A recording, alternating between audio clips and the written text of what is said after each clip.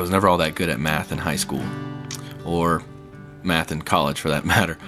But there's this equation in the Bible that if we become less, He can become more. If I become less, He can become more.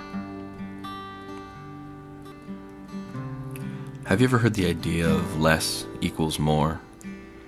How can less equal more? How can something that gets less equal more? There's this man in the Bible, in the New Testament, who was gaining a lot of followers. He had some disciples. People were paying attention to what he was saying, and he was doing some pretty amazing things. Some people didn't know exactly what he was talking about, but he was cleansing people, and he was getting them ready for the kingdom, and he was gaining a lot of followers. And his name was John. And then all of a sudden this guy named Jesus shows up, and his ministry is getting bigger, and more people are coming to him and his disciples to be baptized and to hear the good news.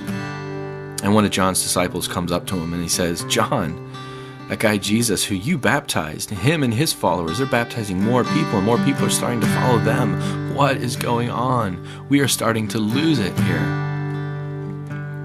And John simply says,